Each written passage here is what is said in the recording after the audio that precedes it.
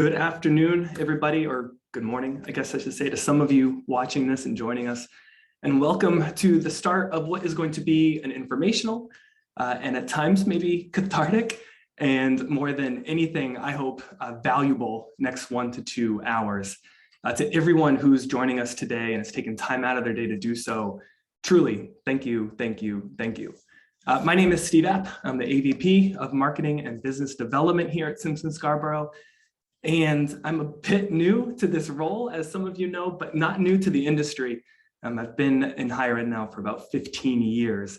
And when I talked with friends and colleagues in this space who have also been in higher ed for a long time, I find that many note the camaraderie and the community of their peers as one of the reasons they feel a sense of belonging in this space. Higher ed marketers often remark that their colleagues are open about sharing advice and best practices with one another. I've even heard folks say that some of their most candid advice has come from someone who works at a competing institution. And in what other industry does that type of marketing community exist? At Simpson Scarborough, we see ourselves as an integral part of that community. And I would say not just a part, but a champion for the role of marketing within higher education, because we believe that is a crucial part of advancing our nation's colleges and universities. And this CMO study and its accompanying industry level research that we do here is in many ways an expression of that belief. Today, you're going to hear from several members of Simpson Scarborough team as we break down the current state of marketing within higher education. As we go through the findings, feel free to add your questions using the chat feature, and our team will answer as many of those questions as we can. Now, following a review of this research, we're going to be hosting roundtable discussions so that you can discuss the findings of this report with peers from similar environments. And finally, a quick reminder before we jump into this webinar will be recorded and sent along with a copy of the full report later on today, so be on the lookout for that.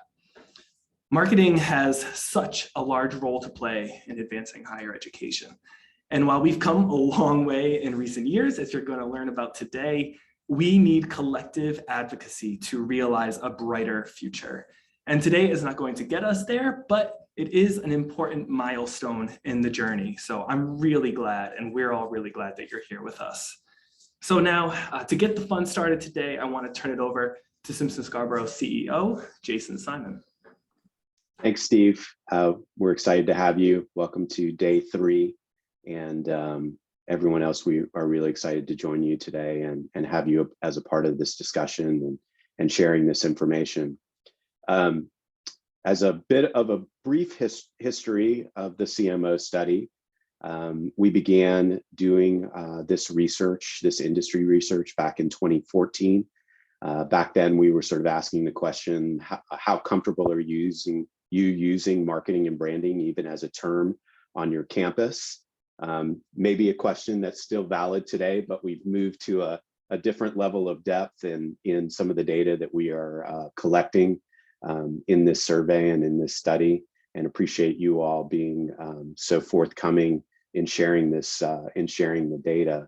You know, one of the things that was really interesting in the 2014 study was that almost 45% of folks who responded as their agents, their units' primary role across their institution, nearly 45% of folks said that they were still viewed primarily as a glorified print shop. You know, that's a really staggering number. That was in 2014. We've seen a lot of growth and a lot of change and a lot of maturation in the industry, and things are getting better, but there's still a lot of progress that needs to be made. You know, specifically, we've seen growth, and you'll hear from our team today about the increased role and the significance of the role of the CMO in terms of cabinet level priorities and a cabinet level influence.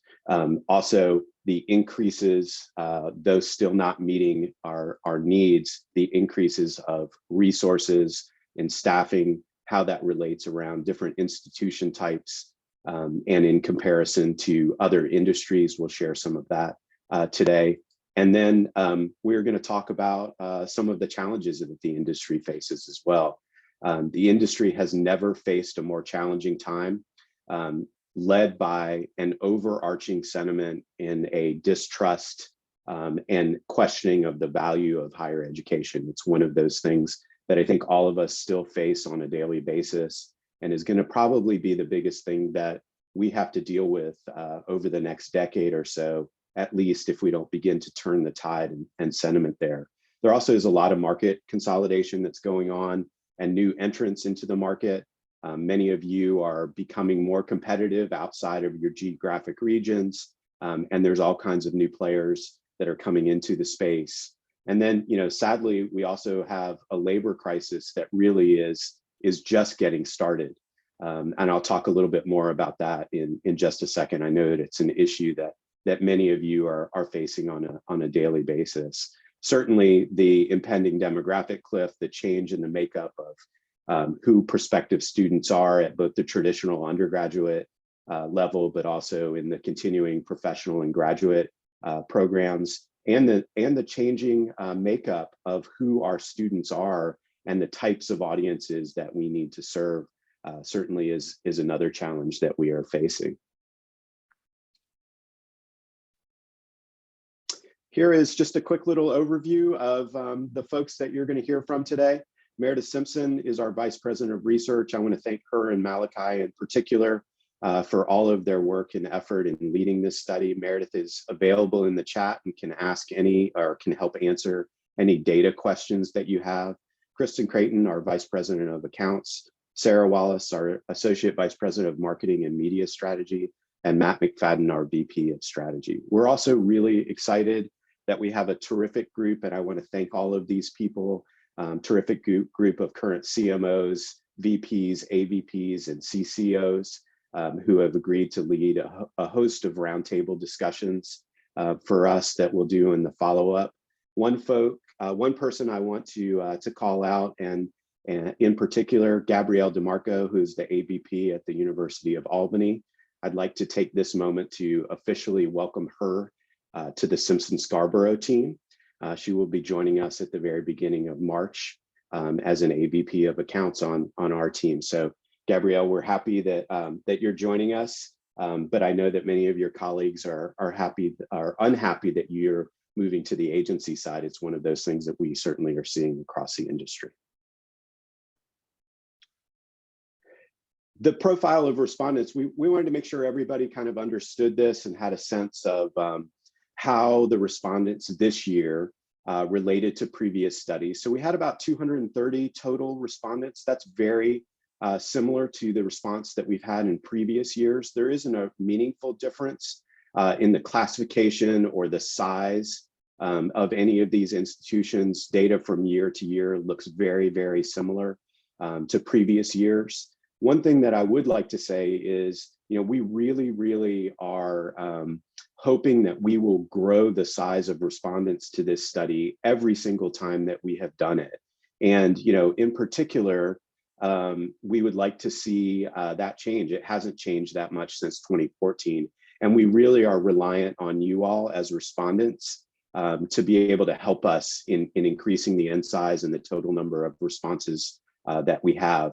The respondents to this study are all lead marketers and are the folks that are in the primary lead role in the central marketing communications units on their teams. To give you a quick little sense of some of an overview of some of the things you're going to hear about today and some of the key findings at a very, very high level. One of the things that we're seeing is that lead marketers finally have a seat at the leadership table. In our previous studies in 2014, 2016, and 2019, the number of lead marketers who reported being a part of the cabinet remained stagnant. It was just about half of all respondents. And in this year's study, that number jumps to about 73%. So we're 3/4 of all respondents are a member of their institution's cabinet. The challenge, though, is we're not really taking brand performance that seriously. We still have a large number of respondents who are not clear in the way that they're responding or reporting on brand performance and feel like they could do better and their institutions could do better in talking about the brand health of their institutions. Budgets, and this will be no surprise for anybody, remain strained, remained sort of under-resourced at both the dollars standpoint as well as the total staffing standpoint. But we're seeing a little bit of growth there, and it's becoming a case of the haves and the have-nots. We'll talk about that in a bit more detail. Digital is still really a priority, but the growth is slow. And so adoption of whether it's marketing technology or a focus on digital, being able to report on impact of digital or just even expertise in being able to handle digital work is obviously a priority, but moving very slowly. And the last thing that I wanted to mention is we have a major labor problem, and it is just beginning. I'm sure that many of you are facing challenges in retaining your staff, recruiting new people.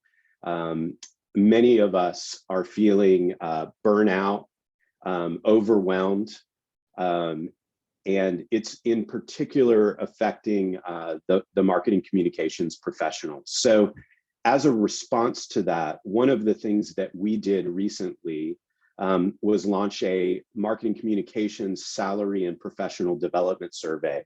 We have a couple of goals with this study, which is live and in the field right now.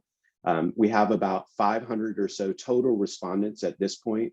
We would really like to see that number increase. And so are asking you to share this survey with everybody that you possibly know, including folks on your own team.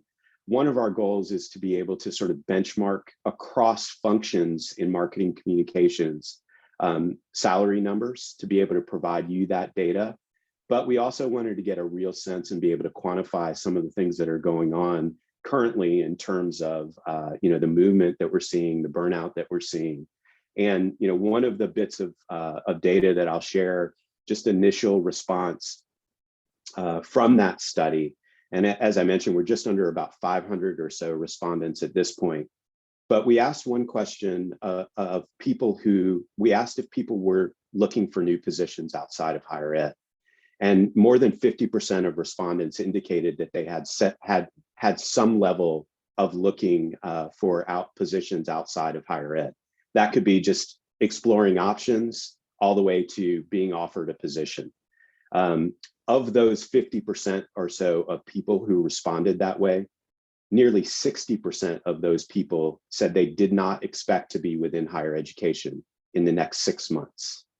And so when we think about the complexity of our industry and how difficult it is to operate in higher education marketing communications, and the expertise that I think comes with operating in the complexity of our industry, that is a staggering number that I know many of you are feeling on a day-to-day basis, if not personally from your teams. And so this data is going to be really important, and we really hope that you'll be able to share that with, as I said before, with as many folks as possible so that we can help in really quantifying how challenging this situation is. So with that, again, thank you for your time today. And I'm going to turn it over to Matt McFadden to take us to the next place. Hi, everyone. Thank you again so much for being here. I'm really excited to take the first section on this. There's some really great findings on here. Some positive, some probably not surprising too. So if you want to jump, we're going to start off just what we've wanted to test and how Jason set it up, really early was, how have we evolved, as an institution of higher education marketers, like where have we grown our presence, within the institution? And the good news is that we are seeing a positive trend there. So in this report, 60% of the respondents, who were really identified as lead marketers within the institution, responded that they are on the leadership team and report to the president. A couple of things just to orient some slides too as we go through to set everybody up else as well. you'll see like within specific slides, we always try and present what the question is. So in these cases, you can see them right there in the middle. In other ones, you'll see them up at the top right in cases, just so you can see like, hey, what was the question that was asked here? So you can see the first kind of breakout of secondary data as well. Oh, wait, can you go back, Malachi? Sorry, really quick. Just you can see the breakdown of baccalaureate just granting institutions, masters and doctoral as well. It's kind of interesting, the dip there in both data sets of, a little bit of a dip from masters, between the other two. And it'd be interesting to kind of see how that tracks over time. So this is just kind of measuring the growth from when we started this study back in 2014 through to this year. So in terms of growth at the cabinet level, not overly significant, a jump from 8% to 10%. So about a 20% jump. So I shouldn't say that's insignificant. That's good movement upwards. The bigger jump there, obviously, though, is, those that report to the president within this. And again, like I mentioned on that last slide, you can see what the actual question is on all of these slides as we go through. When we look at lead marketing title, we've seen the important thing to point out here is really kind of like that column on the right, the growth or decline in these. And so to see the growth of 45 and 48% at the VP CMO level is really positive. You'd obviously naturally see probably the other two go down, just showing more growth at the leadership level within here. And then what does that mean for strategic involvement? So here we ask the question, as the lead marketer at my institution, I'm involved in discussions regarding. So when you get a seat, where are we getting seats at the table and where is that growth coming from? So the big things to point out here, between the two studies from 2019, 2020 to this one today, seeing a lot more participation in DEI related communications, in conversations, employee morale, and board management. This is probably not a surprise on those top two that we're highlighting, that 30 and 29% growth respectively, just with what we've been through in terms of the pandemic, the strain that that's caused on staff, making sure, and we know that I think probably the last about last 2 years, it's sad to think that it's been that long now that we've been going through it. So much of your focus has been not only on external related COVID communications, but how that's impacting employee morale. And then obviously DEI coming to the forefront with social justice movements is not a big surprise there either.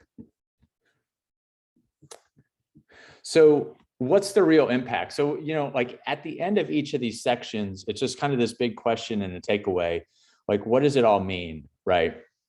So, lead marketers holding a cabinet level position, they obviously have significant more involvement in strategic discussions around just all around. So as I break down these numbers, like so just so you understand what we're showing here, like you're at 100, if you're at the cabinet level with the president, you're 132% more likely to be involved in pricing conversations than if you were not. 52% for fundraising, 48% for retention, program and product development, 33% more likely, 17% more likely to be involved with recruitment strategy. And then qualitatively,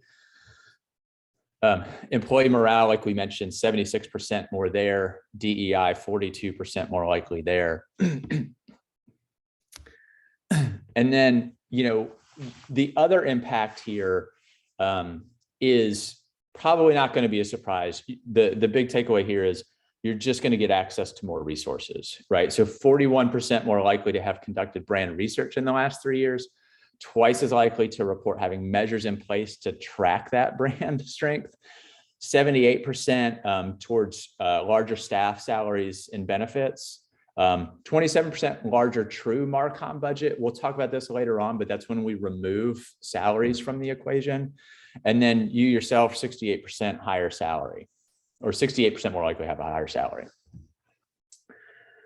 So moving to strategic plan and priorities, we broke down the responsibilities of Marcom. What is the Marcom office and me as a lead marketer responsible for? So almost 100% across lots of these categories: content strategy, 99%, brand strategy, 99%. If you go to the next one, Malachi, is where kind of like the disconnect comes in. So while almost 100% of you are responsible for brand strategy, only half of you responded, and this is consistent with what we saw in 2019, that you have measures in place to track our institution's brand strength over time. So you have a responsibility for it, but it's not going to come as a surprise. You can't measure it consistently. So really quickly here, other responsibilities and what they said they had. So 98% of people said they have visual identity guidelines. 95% had brand guidelines. A written documented brand strategy, 76%. And then the big call outs there: regular report of overall marketing performance at 68%, but 32%, a third, said they don't have that at least annually. Brand research conducted in the last 3 years, 37%. That is, I don't think that that's a huge surprise given what we saw in 2020 and 2021 with the pandemic. From our perspective and a lot of our clients, that research work slowed down. It was too tumultuous a climate to survey anybody at that point in time. A lot of our clients talked about is like, the data is just not going to be pure because of the attitudes of all of our constituents, and we don't want to measure it. It's just kind of like this snapshot in time. We are starting to see that come back like at a pretty big upswing. Across the board. Projects that we had put on hold for a while started to crank back up at, last year. So I think when we start to see this, and now people are really wanting to measure this to get out ahead of 2025, 2026. So it'd be interesting to see when we do this survey again next year, what the uptick looks like, because I would imagine there will be one. And people conducting brand research. And then tools and data sources. We won't spend too much time here, but you can see there's some obvious ones: Google Analytics and native social platforms. CRM, 70% of people had that. PR and earned media software, it starts to dip. Their email platforms. In our Martech study, it's interesting like how many different email platforms institutions were using. So, and then the big takeaway here, how do we evolve from a cost center to a revenue driver? So Jason actually did a presentation at AMA on this about, what's the CMO of the future look like? What do they have? They're adequately resourced, both in true marketing budget, but also in staffing. Understands, the adverse conditions facing that and advocates for the industry holistically. We all know about the problems and just kind of national perception of higher ed, and that's how problematic that is. It is a cabinet level position. I think we've proved out what the amount of resources that come with that if you are on that. It leads a performance-focused brand. It leverages differentiation to drive growth rather than just focusing on storytelling and promotion, but having those measurement vehicles in place to do that. And then a really high degree of digital acumen. I know Sarah will touch on this in a little bit on her part, but basically, but having that ability to be agile, to be data-driven, and in a much more mature marketing organization. So. Yeah. And then I'm going to turn it over to Kristen. Yeah, thanks, Matt. All right, now we're going to get to good stuff, budgets and salaries. Just to start off, big picture, we asked all of our respondents, what is your central marketing and communications budget, including staff and operating expenses? We wanted to look at it here by the types of institution this year. So for our baccalaureate institutions, we were at a mean of about 1.5 million. For our master's institutions, that jumped up to 1.9, almost 2 million. And then we really saw the biggest increase with our doctoral institutions, where that mean shot up to 5.8 million. So what you will see in the report when it gets sent out, if you can move to the next one, Malachi, we've done some more secondary analysis this year. One is we looked at the budgets by institutional enrollment. So we divided that into 3 categories: under 3,000 enrollment, 3,000 to 12, and then higher than 12. And again, not surprisingly, we'll see here an increase in budget correlating to an increase in marketing budgets. We also looked this year, this is really interesting, some of the data we're finding here. We looked at differences in the Marcom budget by how tuition dependent an institution is. IPEDS produces this category by calculating tuition revenue as a percent of the total operating budget.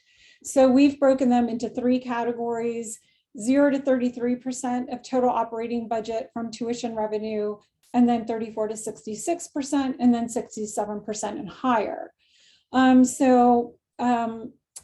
One thing that we also wanted to do, of course, tuition dependency is really highly correlated to public or private. So we've got that percentage here as well. And you can see, it's pretty inverse. But the big picture here is that budgets are declining the more tuition dependent the institution. And to further that a little bit more, we also wanted to see how have people's budgets changed over the past year.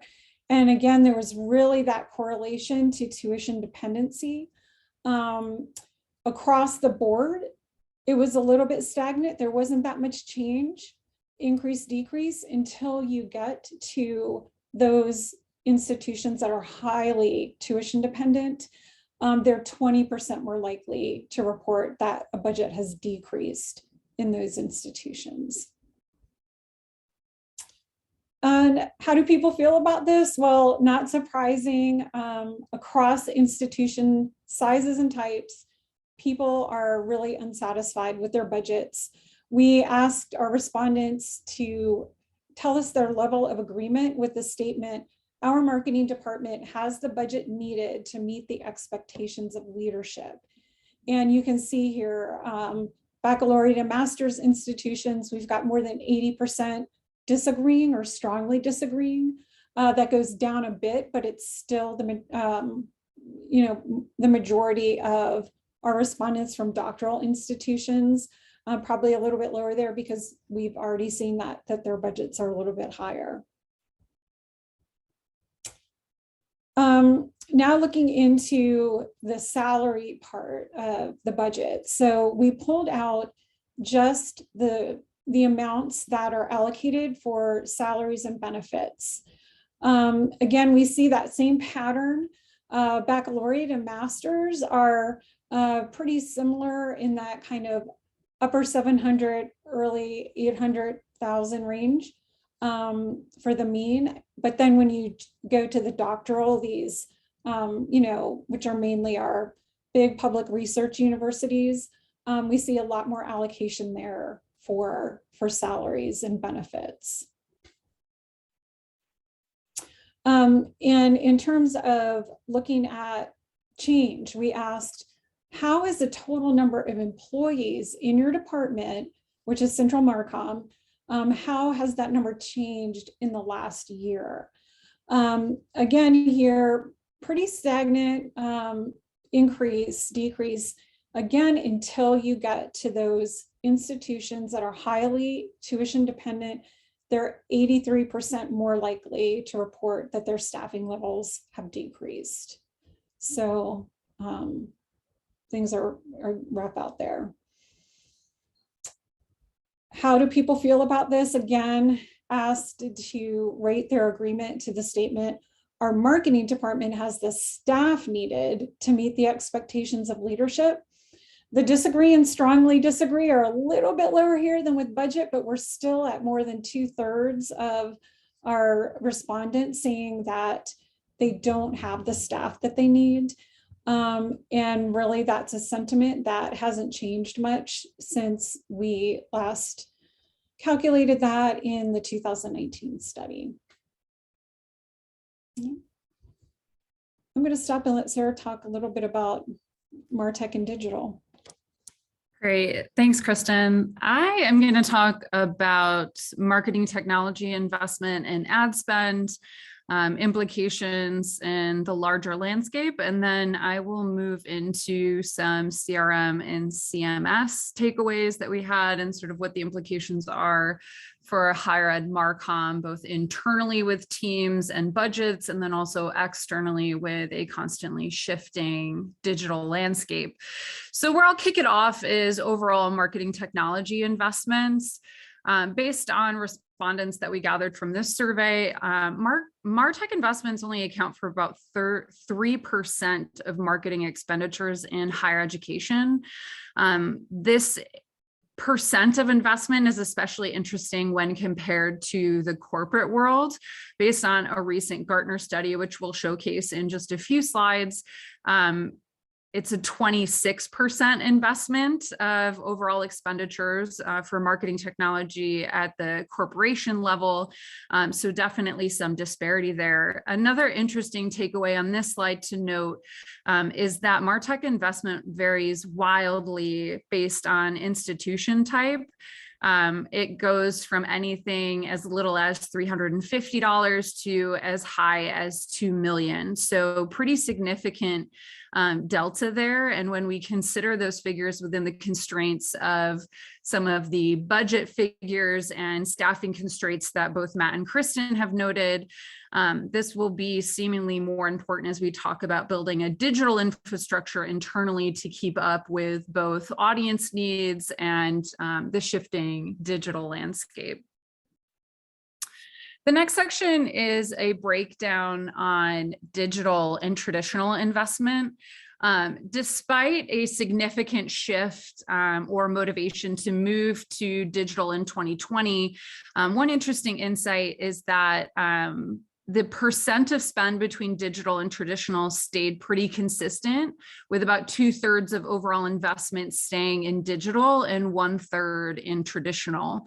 The majority of marketers reported an increase in digital ad spend, but it's not as dramatic as it has been historically, which was also pretty surprising.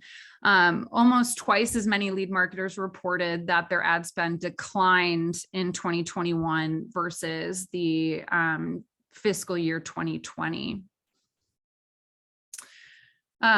So we took a deeper dive to look at overall revenue allocations by category in higher education and how that compared to corporations. Again, based on a recent Gartner study, and there's more information included for this in the larger study that will be shared after this call. Some interesting call outs is that higher ed allocates more than half of its entire budget to labor expenses, which you can see noted in blue. Pretty significant investment, especially when we look at it compared to corporations. Proportionately, the greatest difference in budget allocations is the investment in Martech, which we noted at the top end of my section, with that 3% investment for higher education and about 26% overall for corporations. And lastly, corporations allocate nearly 40% more to advertising compared to higher education. What's interesting within that is, while there's a disparity in overall investment, the breakout in investment was relatively the same. It was incredibly close, with about 2/3 invested in the digital landscape and 1/3 remaining in the traditional landscape. So really consistent there. So on the next slide is where we're going to see a much more significant variation. The previous slide was looking at allocation by category, and this is looking at total budget investment and what this really looks like side by side in terms of what marketing budgets look like at the corporation level versus in higher education. And that really displays, for example, the disproportionate investment in labor in higher education versus corporation. It also highlights a couple of other critical highlights for lead marketers today. First and foremost, corporations allocate 4 times more of their total revenue to marketing expenditures than higher education. In terms of them investing more, that's pretty consistent with historical reports we've provided, but that number has become more prevalent in recent years. Corporations also spend as much on their marketing labor as higher ed does, as much on their marketing label as higher ed does on all marketing investments combined.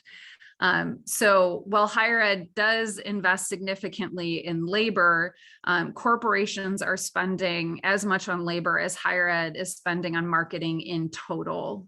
So definitely some continued disparity there. And we'll talk about that a little bit more when we consider CMS and CRM integration and marketing technology tools and the impact in the coming years. A couple of additional callouts, just that for every $100 that higher ed invests in marketing technology, corporations invest a little more than $3,000. So when we're considering competing in a digital landscape with other businesses who are reaching similar target audiences, higher education is really at a disadvantage, especially considering longer enrollment or consumer-based cycles, and what's involved in the journey for a student, for faculty recruitment, and so on. The next section that we'll move into is a deeper dive into digital strategy and Martech. Some of the interesting takeaways here are looking at respondents in 2020 and 2021, when we asked the question around the integration of CMS and CRM, the responses have always been pretty high around the want to integrate CMS and CRM.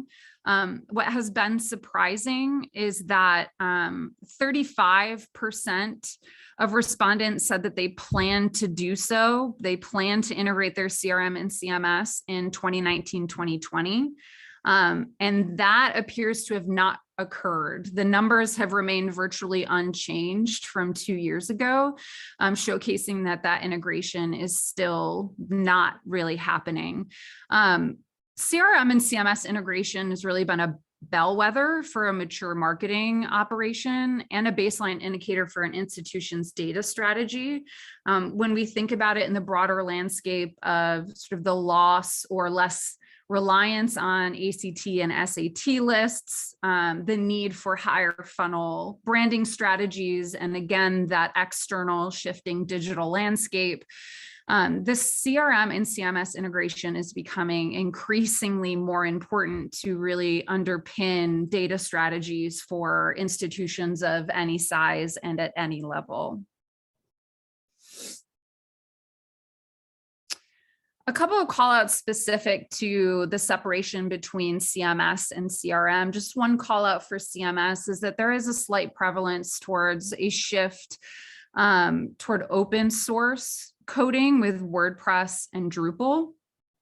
The more interesting callout is on the CRM side, is that there was a 21% increase in the prevalence for Slate between 2019 and 2021. This is interesting for a couple of reasons. When we think about data strategies, brand strength, the increased requests and conversations around brand reputation, and brand awareness and familiarity, shifting awareness or perception in the market. Slate is an excellent CRM tool, but is not traditionally seen as a full funnel CRM, unlike a TargetX or some other CRMs that are available. It is a low funnel admissions or enrollment-based tool. So beyond it being a very admissions-based tool, the lack of integration with CMS and some limited integrations with platform tools, which we'll talk about in a moment, create some limitations for tracking attribution for both brand strength and also for recruitment. So overall Martech investment year over year has remained relatively unchanged. No significant call outs in terms of overall investment. I think the critical call out here is that investment in marketing technology is a clear priority in the industry, especially as we approach the enrollment cliff in 2025, the constrained labor market that we're experiencing now, and also sort of what's occurring in the market today in terms of tools and shifting priorities.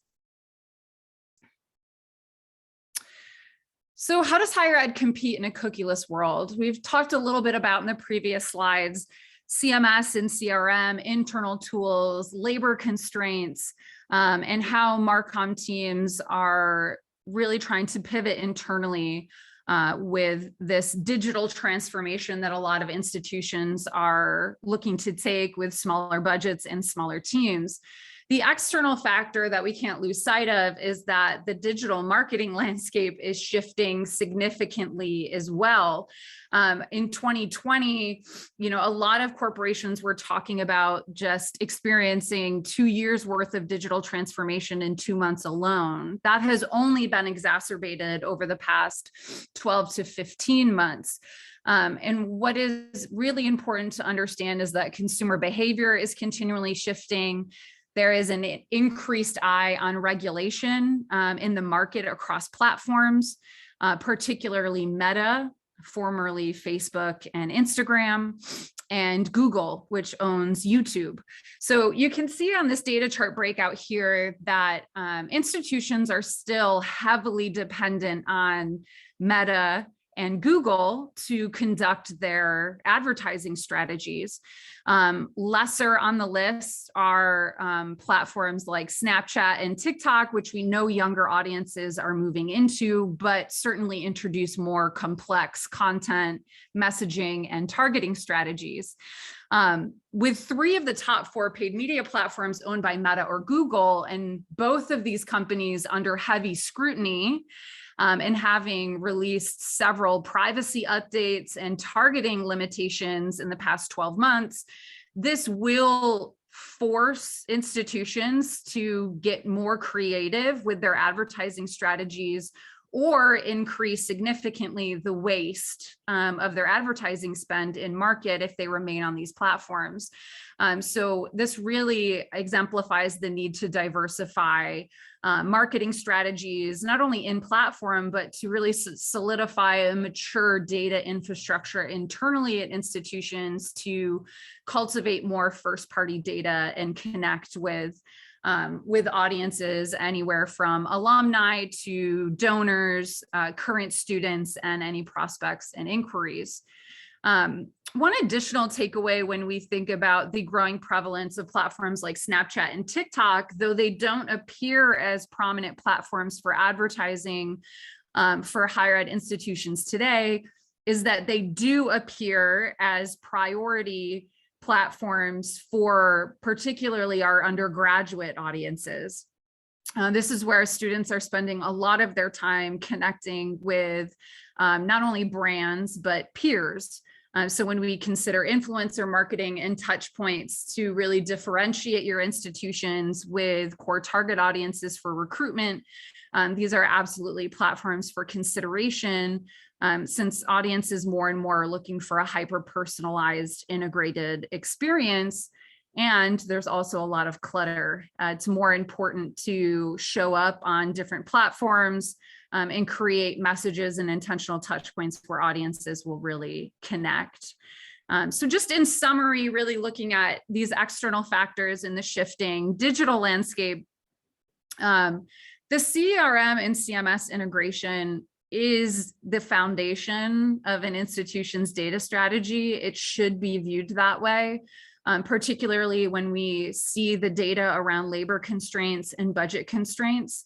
The more opportunity there is to integrate partners and platforms internally, the stronger the data is, the stronger the opportunity to build better attribution models, reporting models, and report on the strength of anything from brand lift and reputation all the way down to recruitment, enrollment, and admission.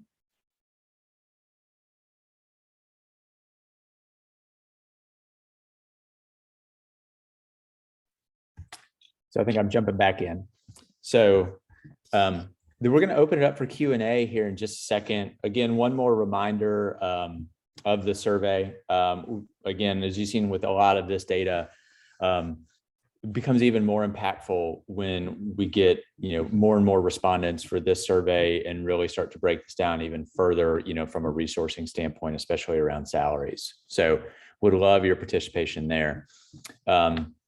We've had just great, if you haven't been following the chat, go through it and take note of some of the questions and the comments and even some of the things that other people are doing, which has been really, really great. Feel free to add questions here, in the chat. We'll get to as many of them as we can. We have a little bit of housekeeping. We'll have roundtable discussions starting at 2. So if you sign up for those, that's great. We're going to email. I know some of you have asked in the chat and we've tried to answer as quickly as possible. We will be emailing the study and the full study and the webinar recording later today. If you're missing your roundtable invites, hit up Malachi. That's his email address right there. I put it in the chat, I don't know, 5 notes ago, so you can see it in there. It's if you scroll up, you'll see it. It's already in there.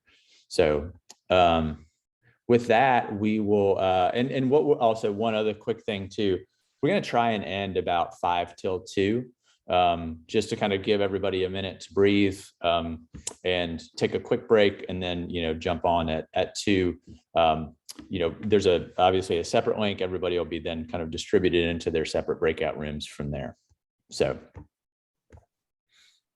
Hey, Matt, Matt, I can get us going. I think one of the questions that came up around budget, and there was a nice discussion, was the comparison, I think, between the corporate budgets.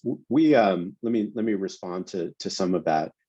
Obviously the biggest difference there is the totals that are spent, right? And that has a significant impact then on percentages.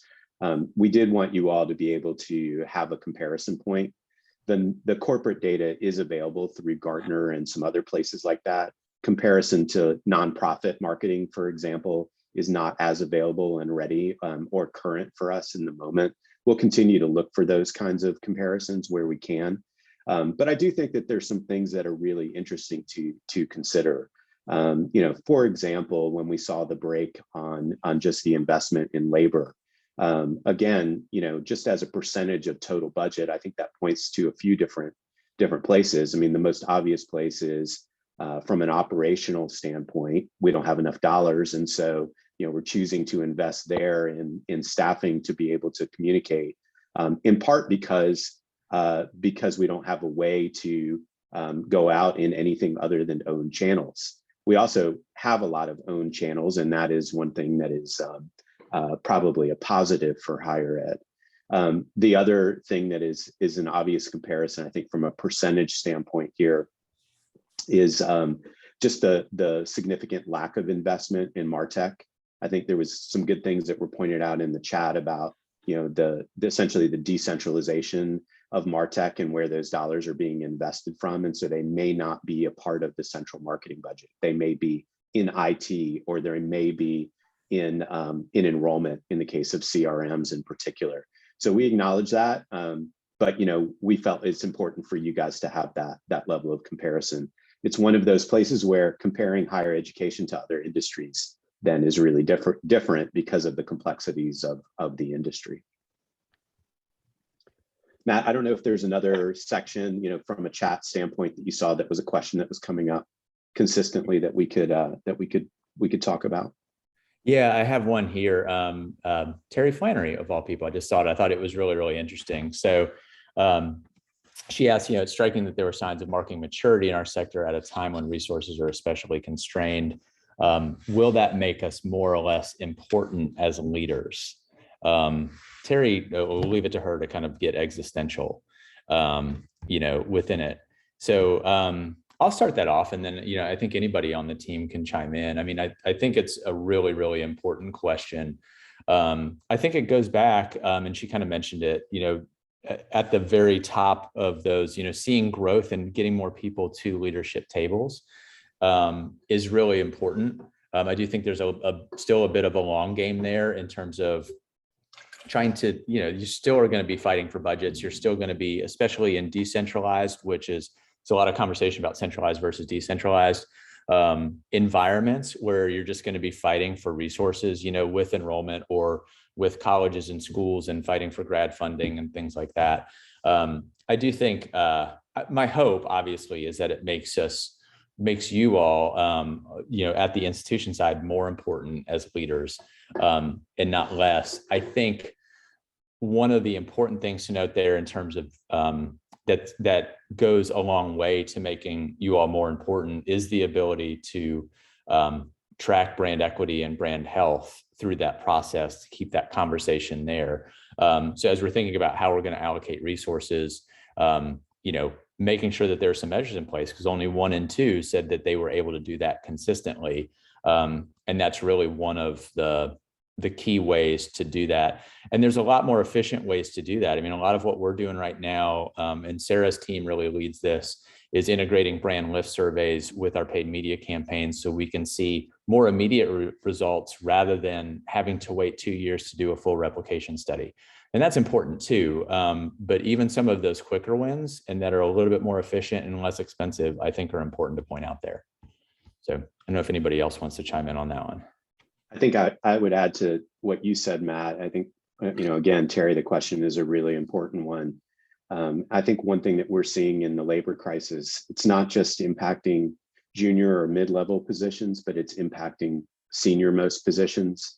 Those folks are kind of at their wits' end and feeling really burnout in the tussle between the day-to-day crisis, a lack of really strong leadership and decision-making, and the strain that the lack of resources can have on their teams and themselves. So we're losing people at both the top of the industry as well as the most talented people in the middle of the industry who are in high demand because of their ability to be able to do digital and their ability to be able to think about complex challenges. So one of the things that I think is a long-term challenge is just at the time that we are building more appreciation, recognition of the role of higher ed, the role of marketing in higher ed, we're losing our most talented leaders. And there's gonna be a huge vacuum. I think one thing that I've come to appreciate over my 20 plus years in higher ed marketing is just how complex it is managing and leading within the environments that we all operate. And I just worry that there is going to be a really, really big vacuum of talented individuals who have that experience to be able to guide the industry moving forward. It's part of the reason that we're committed to research like this. It's part of the reason that we feel like things like the roundtables and some other community building is really, really important. So I hope that that's an area that we can talk a little bit more about in the roundtables. I want to jump in really quick if I can, because it reminds me of a key finding from our web and Martech study from last fall. And my favorite thing about that study was our attempt to try and find a profile of a mature marketing organization from a technology standpoint, and realizing that we couldn't.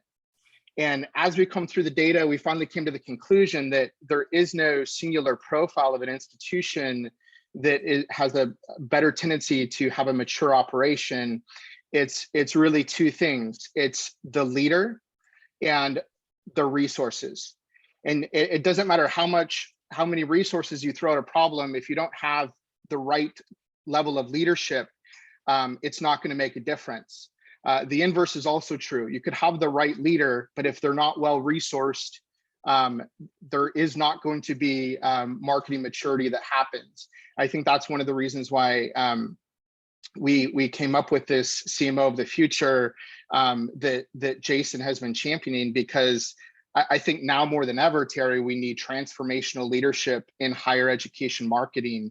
And probably the reason that we're pushing through and becoming more mature when resources are constrained is because we do have transformational leaders. We just need a lot more of them.